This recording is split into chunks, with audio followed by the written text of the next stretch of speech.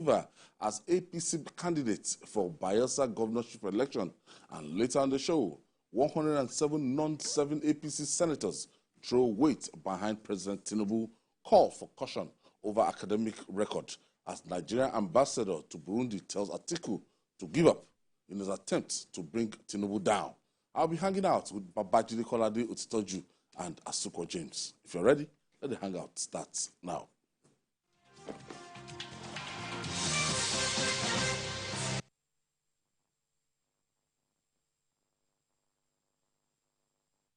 Thank you for staying with us. Let's begin with the political quagmire brewing in the camp of the All Progressive Congress, APC, in Bayelsa State.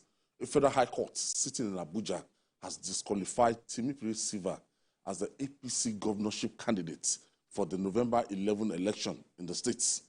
Delivering the judgment, the presiding judge, Justice Donato Sokorowo, ruled that Sylva will breach the 1999 Constitution if allowed to contest again, having been sworn in twice and ruled for 5 years as governor of the state. Justice Okorowo held that if it wins and is sworn in, he will spend more than 8 years in office of the governor of that state. Jide, there's this thing about Bayelsa judgment, and then within the APC, they have this last-minute judgment, like it's not similar, but the one of, if you remember David Lyon, a day before he was sworn in, knocked him out. This, I sense, might take us to the Supreme Court, and this will be very, very close to the election. And this is like a constitutional issue here, Jide. Yes, the difference between that one and this is that it was PDP that brought the matter, that sent David Lyon packing. But in this case, it's an APC member that brought this matter, the Mesoyefa Kolomo, is the one who brought this matter, asking INEC to delete Sylva's name from the list. It's a very valid position that he has taken, because in the past, we had governors who spent about 11 years. I remember former governor of Kogi State, Ibrahim, what's his other name? Idris spent more than the 8 years that the Constitution stipulates. Former governor of Yobe State, Gaidam, also spent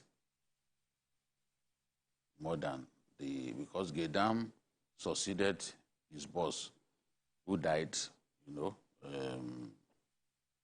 after serving as governor for some time. He died, outside Nigeria. He took over as deputy and then came in twice for his own time, first time or 2 times of 8 years. After serving as governor, if you calculate it, he then started another 2 terms. So making him effectively spending more than the stipulated 8 years. Before him, the Yobe governor, before him, also similarly spent, just like the former Kogi governor, Ibrahim Idris, spent more than 8 years. So the Constitution, the Electoral Act was then amended to make sure that you cannot be sworn in twice, more than twice, and you cannot do more than 8 years. The snag in this one is that Section 29, subsection 5 of the Electoral Act states clearly that only those who contested against him in the primaries can bring up this matter. That the envisage is so. If I sue him now, why would you sue him? It's just similar to those who brought up the matter and claimed that they were Abuja indigens that Tinubu should not be sworn in. Because he didn't have 25%. It was a shitty. That judge did not even bother sitting again. No, At the point he abandoned them. Bloody waste. He left them, and the lawyer was abusing the judge. You can only. No, it's the lawyer that was tongue-lashed. You can only bring the matter if you contested against him. If not, by now, all of the people making noise on social media, they will have filed individual court cases against Tinubu since they do not like him. And they are not convinced that he won the election.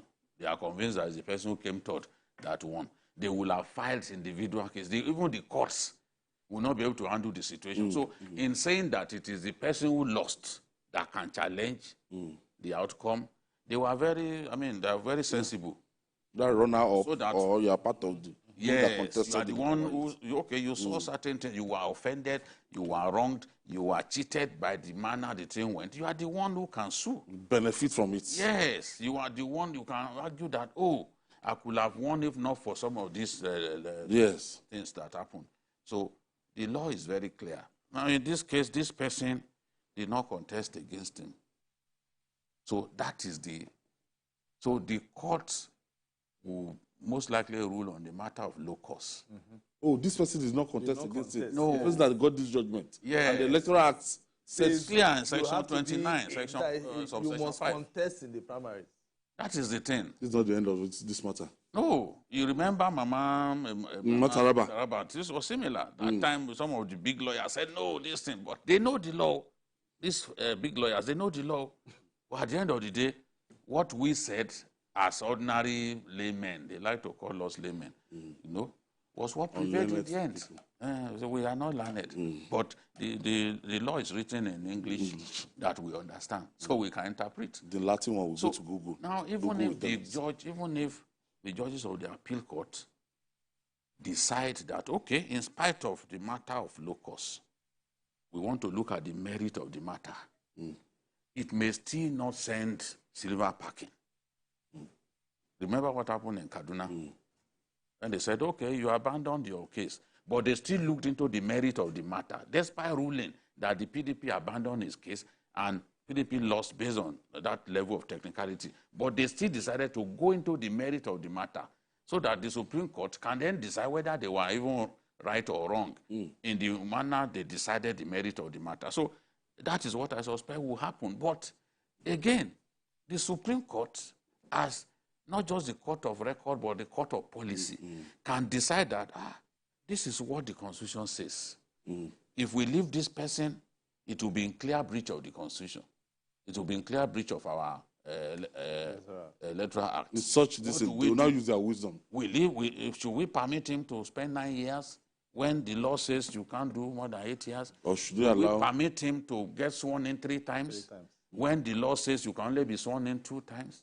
So it's a very tricky court matter. I don't know how it will be resolved, but you can bet this will get to the Supreme Court, and the election is just like a month from this time. When this thing... It must get that accelerated hearing, and it must get to this morning when I heard this, I said APC again. It's like they don't learn any lesson. They don't look at all the pitfalls and the things, the errors of the past for them to be able to... Till tomorrow, I still feel bad for David Lyon. Honestly, when I see the result of that election. Because, Ayo, for David Lyon's case, he was already preparing, the parade. Yes, now, dress rehearsal for inauguration. Training, and then this happened. Yeah.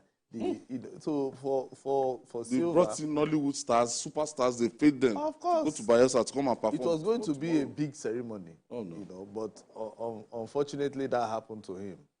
But it's like the APC yet they've still not, they learned any lesson, because even I heard the deputy governorship candidate, is also having issues. That is an ex-convict and all that, which they'll still have to contend with.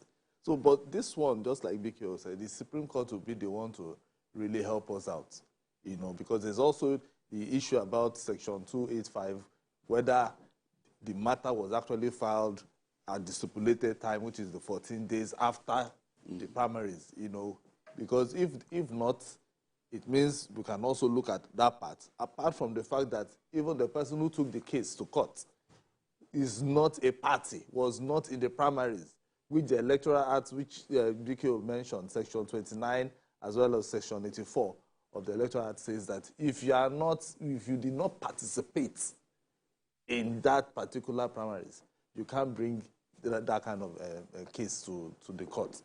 So we will look at it how the Supreme Court, in their wisdom, it is the Supreme Court that will decide in their wisdom. Because if they look at it by merit and say, oh, you were sworn in for that 1 year, between May 2007 and 2008, you were a governor, and then come again, and you became governor in, when was that? In May 2008, and then 2012, he was also governor. If they look at it, it means he was sworn in twice. So the Supreme Court will have to look at it and say, well, based on what we have and based on our constitution, you can only spend 2 terms, which is 8 years. So you can't spend 9 years. So it's just a very tricky judicial matter.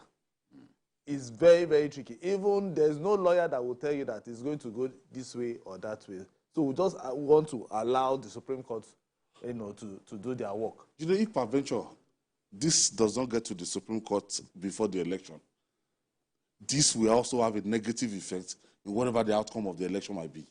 Let's say a candidate of APC now wins the election. It will turn to another. It will turn to another. It's not ruling after that election. The team, it will have effect. No, if they manage to do the election and they swear him in, really? Because it will now be treated as a pre-election matter. Pre-election. And pre-election matters are time-bound. That is reality. Yes, they are time-bound. David Leon had not been sworn in, so he had no immunity. They had not been sworn in, so you cannot treat it as a post-election matter.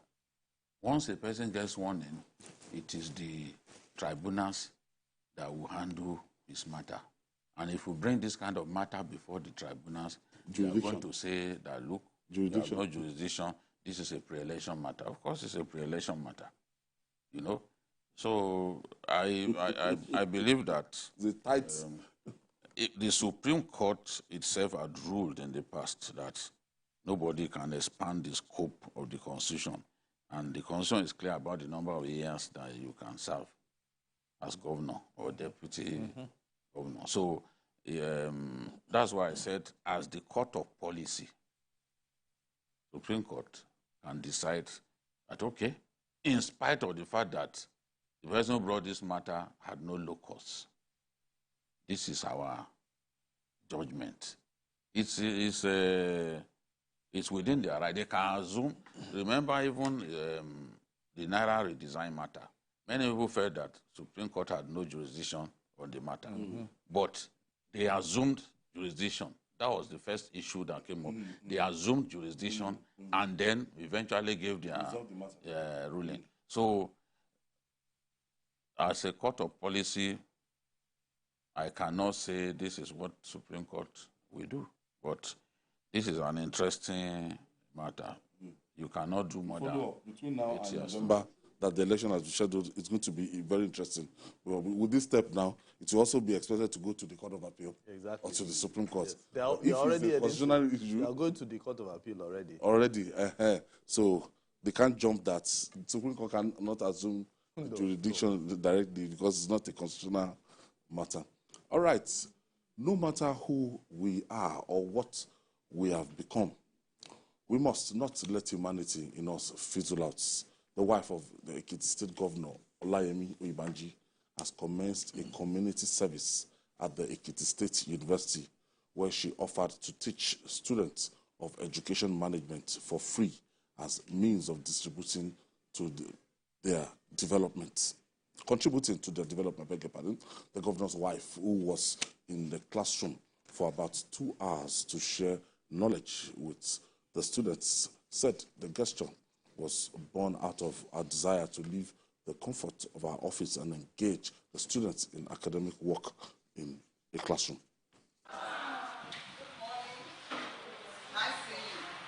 Three major things are very important in the elevation of leadership. There must be a group to lead or a formal setting. People presume that, look at the height. This person will be a good leader. When you saw their height, this one is their mindset. Great memory, but don't forget that it's not that I've been totally disconnected from academic activities. Everybody is trying in their own right. I'm doing this because I'm from university environment. I'm from educational sector. So somebody who is a nurse, who is a doctor, we have so many of them who are in different professions, and I'm very sure they are giving back. All of them are giving back. I don't want to mention names. Some of them are judges, some of them are doctors, and they still go back to their work, in their establishments to give back. So I don't have to advise anyone. Everybody is giving back. Everybody is. Next one there by Mrs. Olayemi Ibaji. You don't have to do the conventional things, distributing poverty alleviation attires and doing all sort of normal program. This is our own way that you can use to contribute to development of Ekiti State. Yes, this community service, and the good thing is that she has also agreed to do it even at Afebawala University, which is a private university. She's giving back to the society, imparting knowledge. Our former boss, RDJ, used to say, knowledge not shared is a waste. So if you have so much knowledge, God has blessed you with so much knowledge, you should be ready to impart on the younger ones, And I can tell you that with this kind of person teaching,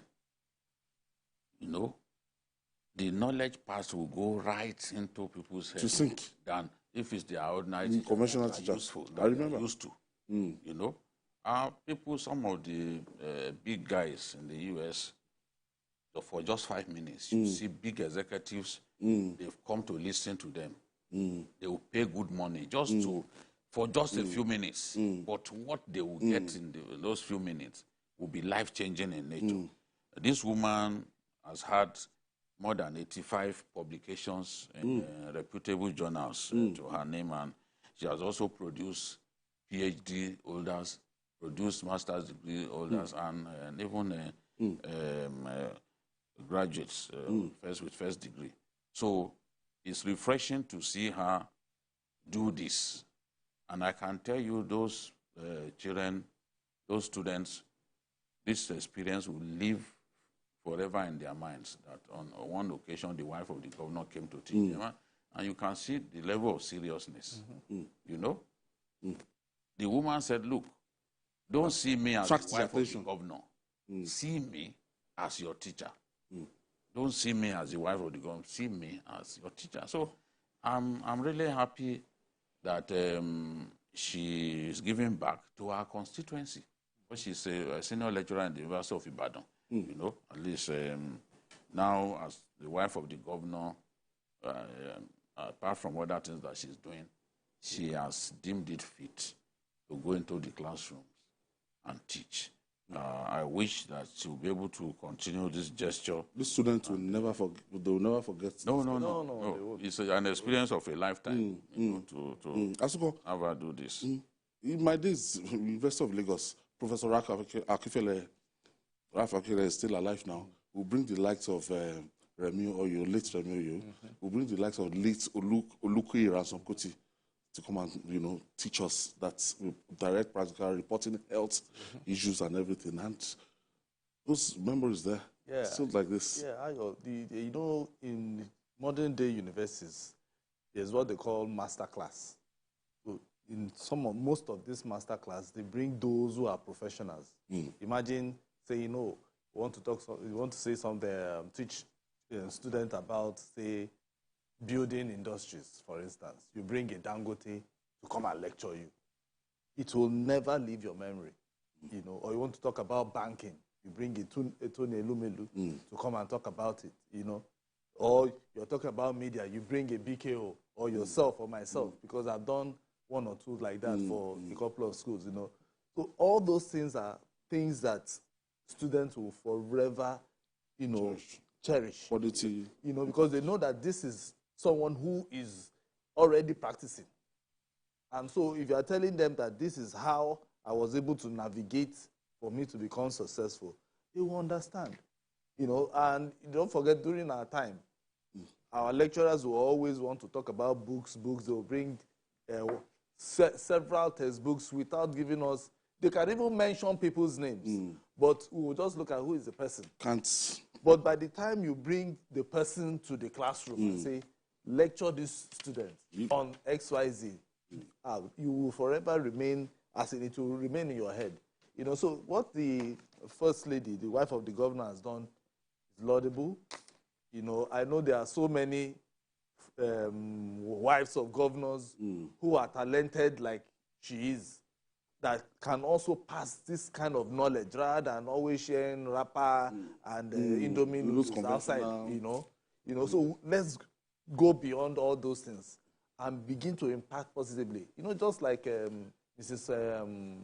Fayemi back then. Well, yeah, I wanted to mention when it comes to Ekiti State, you know, they're like pace setters. Up till now, yes, she's still having this reading club, yes, book reading club that people Fayemi. sit down and then she will read to children and then all that, you know.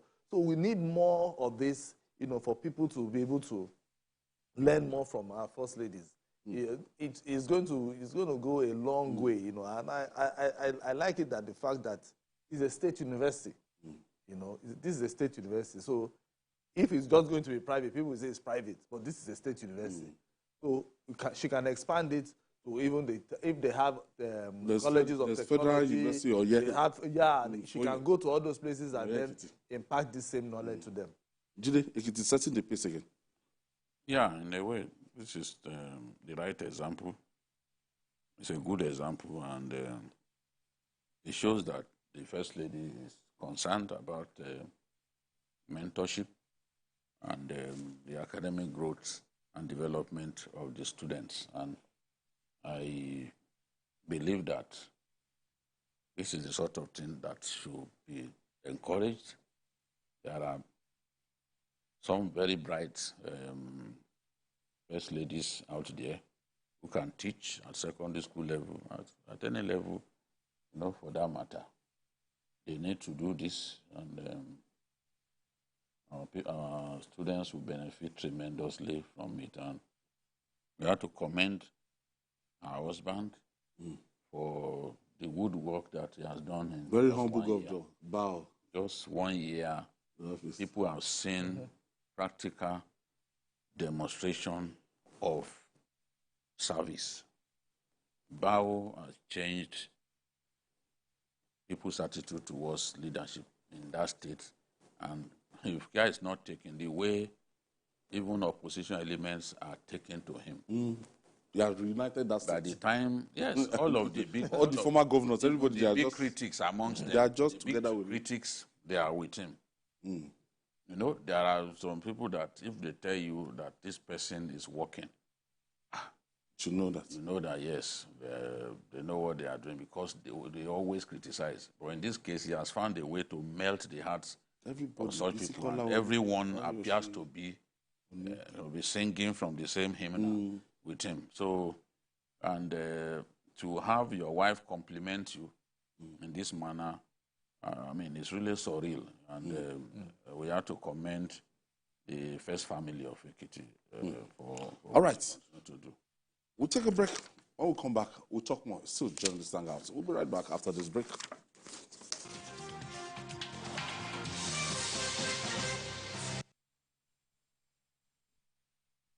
So here's the thing. Why do you do what you do? Is it because it's what you want to do? Or it's what other people expect you to do? The most important thing is to take a step every day in the direction of where you want to be. It means you're not where you want to be, but you're on the way there. Take your own bold steps with 9 Mobile. Dial *301# to choose a data plan that works for you. 9 Mobile. You're heading home from work. In the busy traffic, your car breaks down. Car horns blast. Your car is pushed aside. You call for help. Phone battery blinks and dies. You take a cab. Few miles, tire bursts. What a day. Frustrated, sweating, and tired. Nearing home, darkness envelops the street. Wow! Just one house is bubbling with life.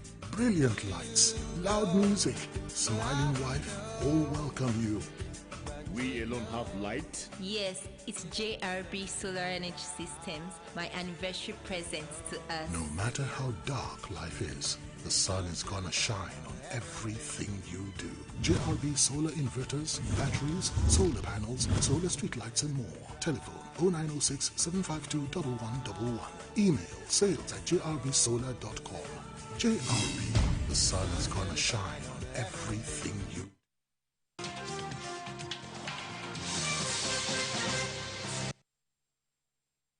Thank you for staying with us. This is journalist Hangout. We are reaching you from TVC News here in Lagos, Nigeria. For some time now, air passengers in Nigeria have been suffering and smiling over flight delays and cancellation.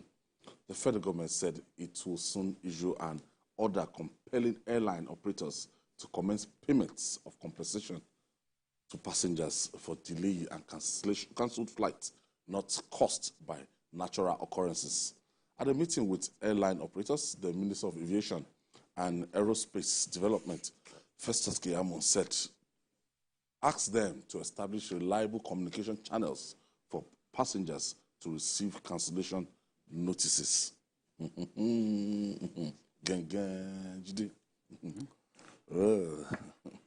Well, this is the ideal situation. This should be the ideal situation.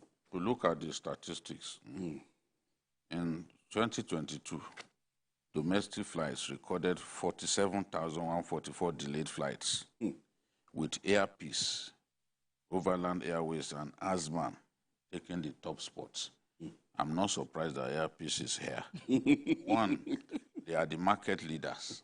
They have more sought after.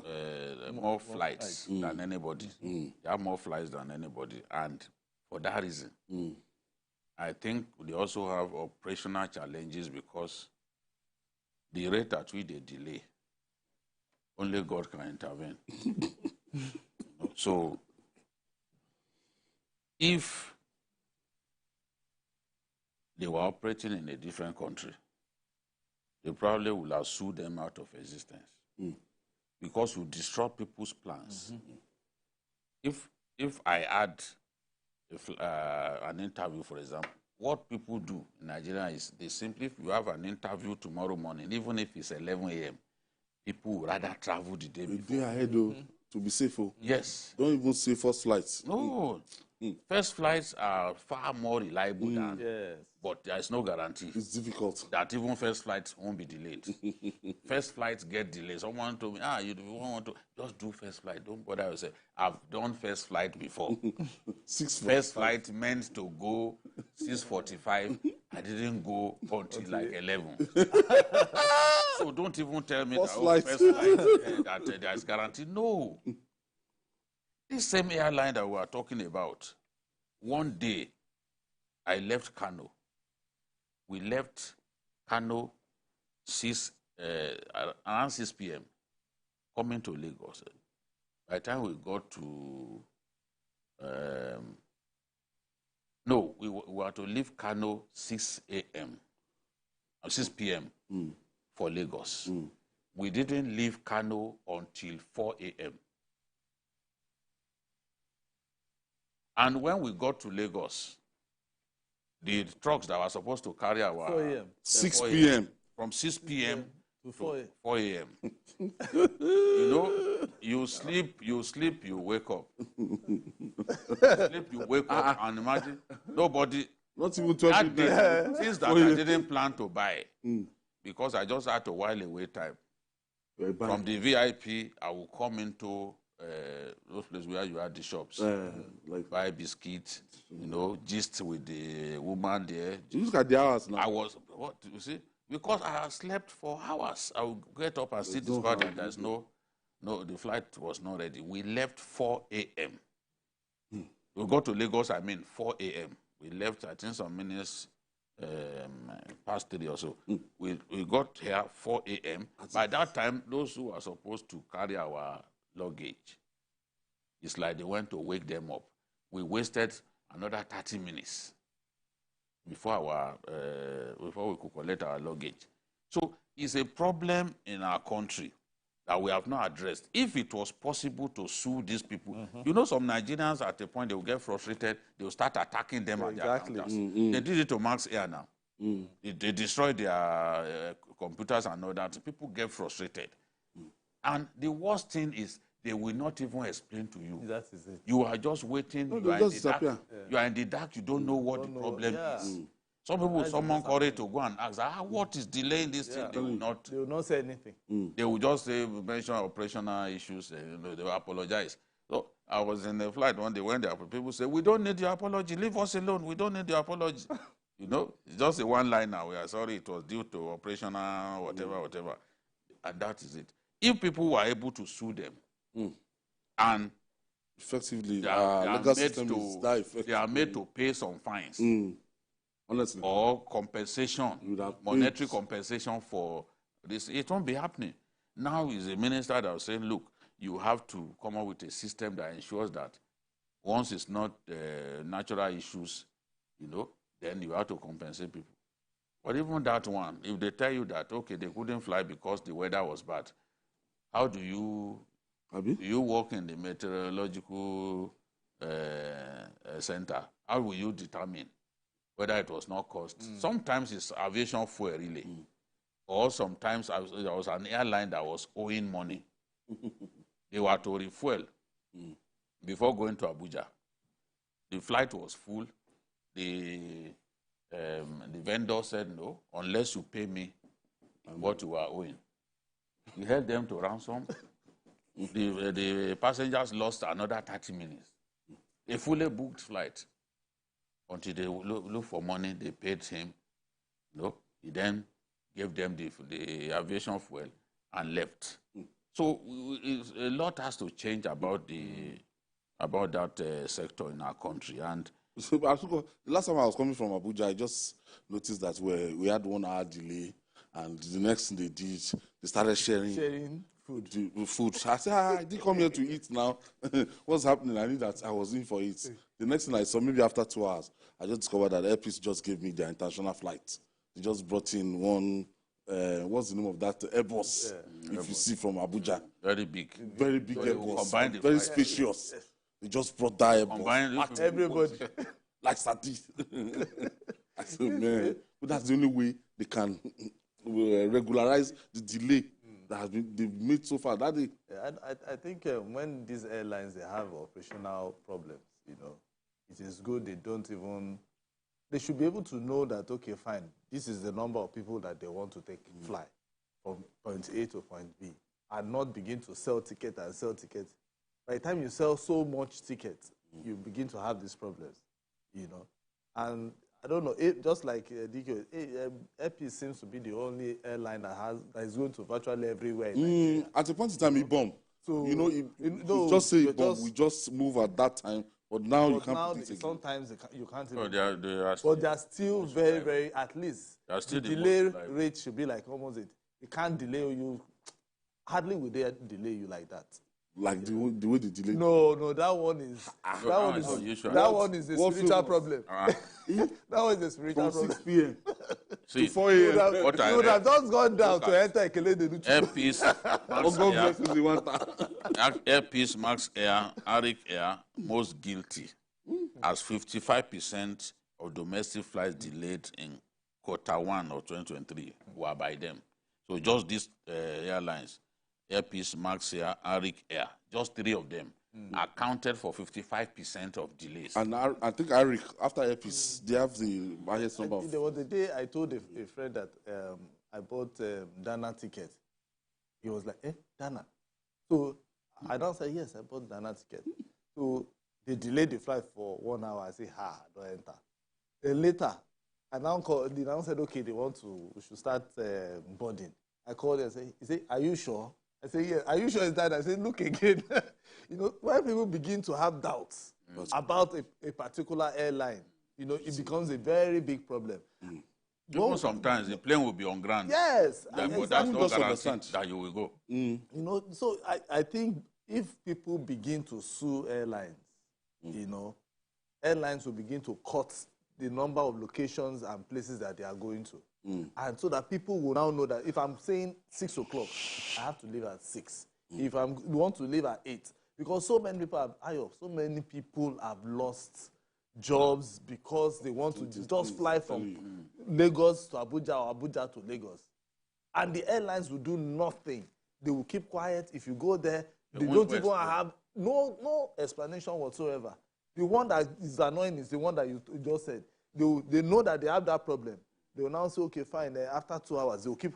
Once the first announcement comes, the second announcement, they won't say anything after 1 hour. The third one, they will start sharing biscuits. And that is... And you know, food in the airport is very expensive. Very expensive. So if you want to load your belly in the airport, the kind of money you will spend. That is what they force people into spending. Yeah, what you don't want to spend. Yes, what you don't want to spend, they force you into spending. If they were to leave on time, what are you waiting for? Check you in, you are the next few minutes, you are out. You know, 50 minutes. Well, by the time you stay in the airport and you feel very hungry, you look in the direction of those their little restaurants there. By the time you get there, you find that you are spending 5,000, 6,000 to eat a decent meal. Yeah. So you see... you take the money for the ambience. Yeah, of course. You want to for the airport. The other day we wanted to do a program. I told him to go inside one of the VIP lounges there. I said, get into the place. You can do the program from there. You know, to journalists Hangout that day. I was telling him, I said that this person will be forced to spend money. And I'm not giving him money to go and use a place where he will spend money. If you eat biscuits and tea and coffee in some of those lounges in Abuja, 6,000 now. You just the kind of money that you pay. 6,000. You know, just biscuits. Just 6,000. Can you imagine? So the airlines really need to help us. Even international flights who are not out of the picture. I said 39% of international flights operated in Nigeria in the first quarter of 2023 were delayed. Wow. First quarter of 2023. Out of 1,114 international flights operated in January, 7 were called off. In February, 13 out of 887 were cancelled. Okay. So in terms of averages, in terms of percentage, the foreign airlines are doing much better. But our domestic airlines, no. Okay, I have a caller. Monday Uruwali is calling us from Kano. Thank you, Monday. Yeah, good evening. Good evening, Monday. I'm not Monday. My name is Sunday. Sunday from Kano. Okay. Sorry, yes. Sunday. Please, I want to make a contribution to the topic we are discussing now about airlines to pay compensation. Go on. Are you Go ahead. You're live. Yes, I want to share my experience. You know, I had a nasty experience with the defunct IRS owned by Issa Kurabi in Kano. We were to leave Kano Airport for Abuja and Lagos that time. I left up here. Then I was in the complex Bank. I closed some office around 2 o'clock, and the flight was scheduled for 4 p.m. We left after 4, and a flight that was scheduled to go to Abuja, if passengers and then go to Lagos. When we go to Abuja, that flight was diverted because they said they were looking for passengers, and it was only Easter period. From when we got to Abuja, they could not get enough passengers. We went to Port Harcourt to pick passengers. There were no passengers. The flight was diverted again back to Temple Airport in the this place. Calabar Airport. They could not get enough passengers again. They had to go to another airport before now going to Lagos. We thought the aircraft touched down on the Lagos Airport at 12 a.m. And I was going to Ibadan. From 4 p.m. It's my family. From first year, this is another case. That deadline has turned to Kurupi. It was a terrible experience. I was on a flight that the guy wanted to fight. Why? He was traveling with his family.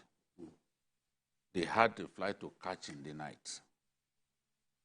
So the flight was delayed. Oh, it was an international flight. We were already inside the aircraft. Take off, they didn't take off.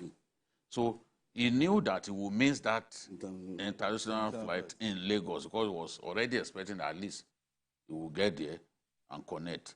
So he was telling that if you people don't leave now, I will cause problems, this and that, this and that.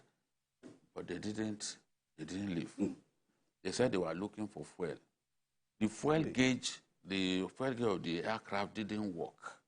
Hey. So, without knowing the exact quantity of aviation fuel in the tank, they were not prepared to move, and there was no fuel.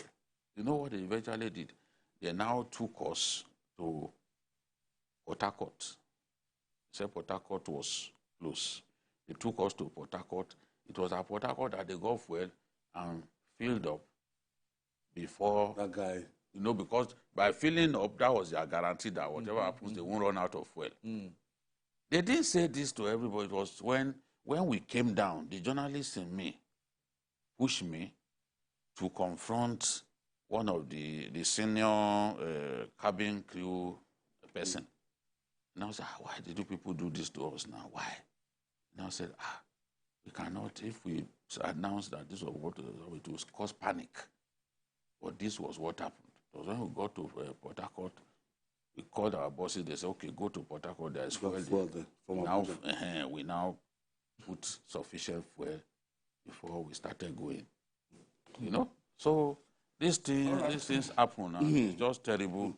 And finally, disturbed by the tension over the controversy trailing President Bola Tinubu's Chicago State University certificates, 107 non-serving senators have called for caution, respect for the rule of law, and principle of justice in handling the matter.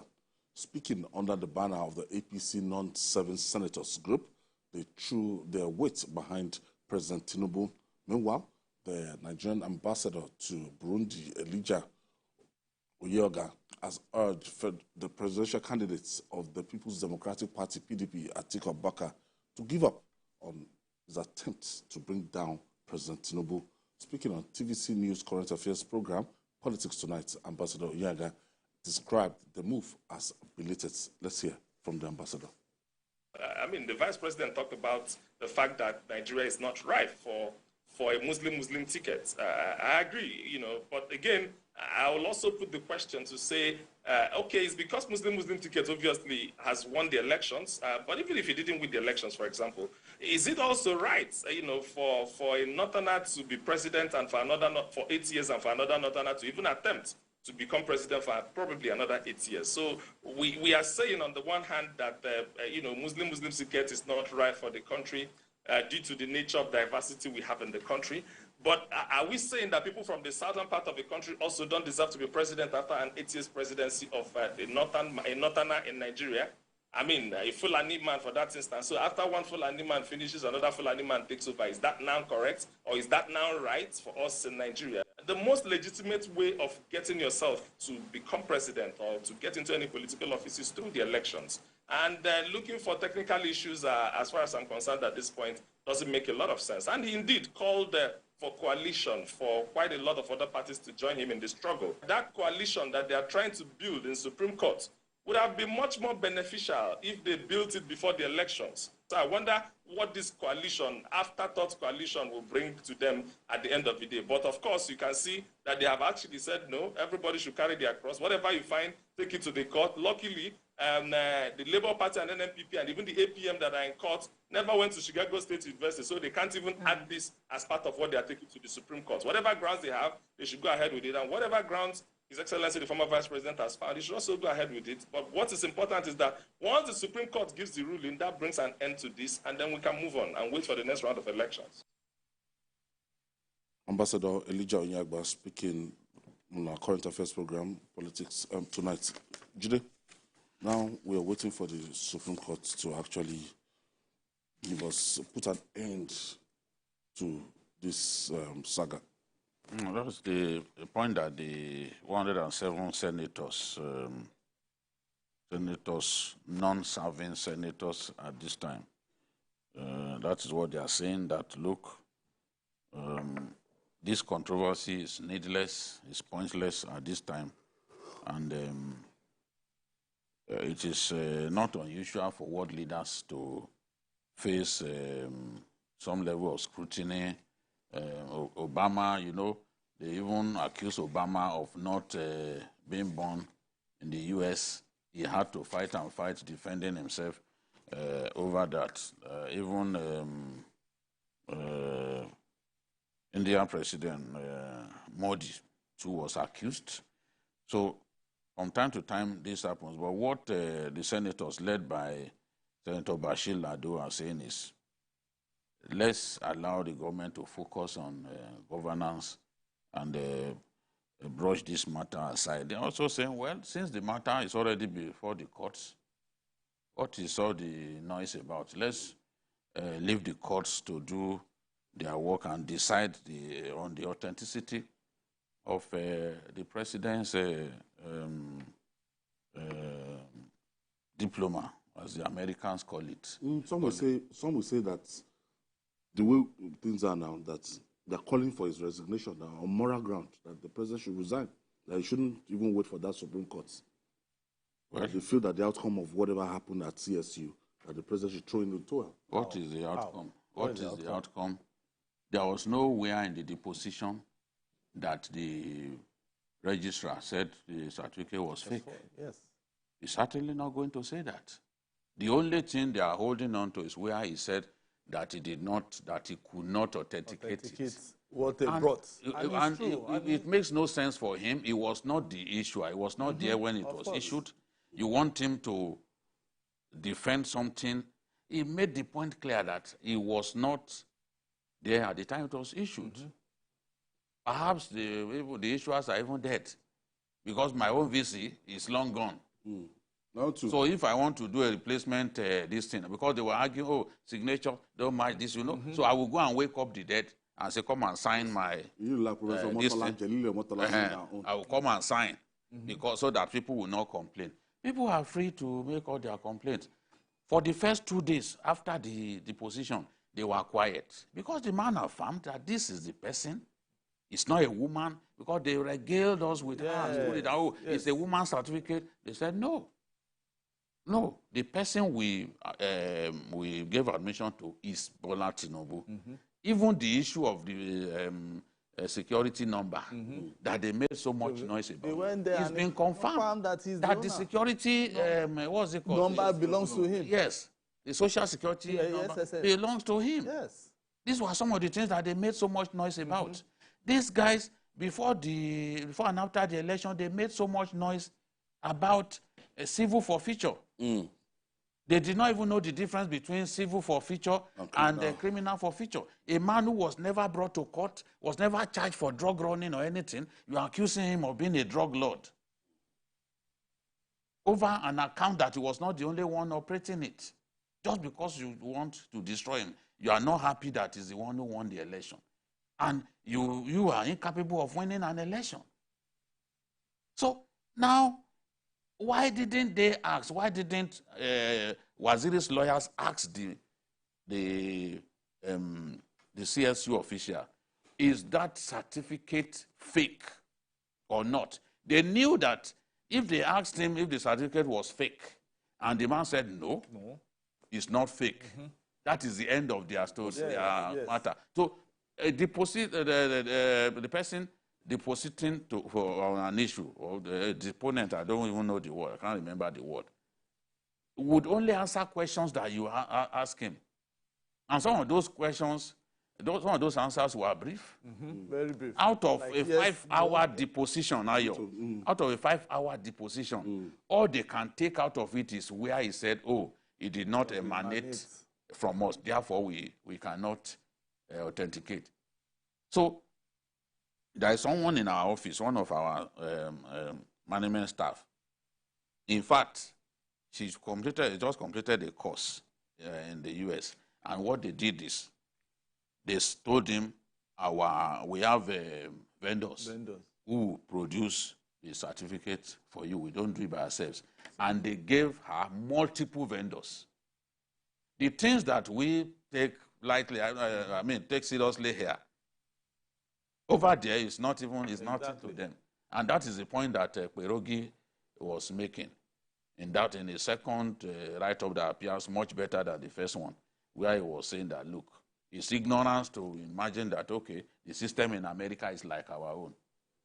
As I've said before, based on lawyers and judges that I spoke to on this matter told me, you can only talk about forgery when there's an alteration to a document. So those making the silly comparison to Mesoma did alteration. Where is your evidence that that certificate that Tinubu altered anything? And Mesoma owned up herself. Yes. No, it's not even a matter of own up. There can be no forgery without alteration. Yes. You must alter something. Yes, she went on and say maths, You gave yourself a different number. Different number. No, Tinubu is incapable of even doing that because even the school affirmed that, yes, this person passed through us. The school also released his transcripts. They release his transcript. I wish Atiku can release his own transcript for us to evaluate his academic capacity. So now, if you cannot, you have to prove that he altered before the allegation of forgery can stand. So, and you have already, remember, Nigerian newspapers, the way they reported it the first time was that the school authenticated the certificate. You know why? Because what Atiku asked them to do was show to me whether the fonts on the certificate that is submitted match the other one. And they answered him that the fonts matched. So that's why papers reported that they have authenticated. But they waited for a few days. They were downcast initially. But they waited. After a few days, they started talking about what that man said. Behind this distortion, we don't, people deliberately, they're deliberately distorting that sitting. So, Ayo, what we have, the social media, the people on social media are the ones causing problem. And it's very unfortunate because this is going outside, and when I mean outside, globally, people will begin to see us as people who don't even understand issues. Because, when you talk to people outside, as in people in the US, they will always ask, we don't even use this certificate. They don't even need it. Most people don't collect it. And people even ask, how did the president even get to Mobile and also the lot? It's true, it's transcript. They won't ask him for a certificate. No, they don't need. They just say, send your transcripts. It's a transcript. The Even if you are leaving, if you are going to, if you say you want to go abroad now to go and study, what do they ask for? Do they ask for certificates? Transcripts. That's the true. That is the only way. Yes, to know that, you even went to that university. Courses, they will see the courses that you. So that is why sometimes, even till today, I'm even fighting my university. By transcript, I hope it's ready. They won't give you. That's what I'm saying. I'm telling them, I hope it's ready. They say pay, I've paid. I hope it's ready. So, because the thing is, the transcript is what shows that you actually attended that university. Attended classes and took courses. And you took courses. And they will write in the title so if it was, and even the scores. If it was transcript that they tampered with or they have evidence tampered with, a big issue. There may be one introduction to management. They don't need it. Then maybe they bring another one showing you think legally it makes sense now for you ask me to authenticate something. It was someone else that printed it. And you want me to authenticate. Let's go, James. I like to thank you. Juliet Toju, thank you for your contribution. And that's all on Journalist Hangout. Join us tomorrow for another episode of the program. You can watch the repeat broadcast tonight by 11 p.m. And don't forget to join us this Sunday from 1:30 to 3:30 p.m. for Journalist Hangout on Sunday. We're on YouTube, youtube.com/TVC News Nigeria. I'm Ayodele Zuba. I'll see you tomorrow.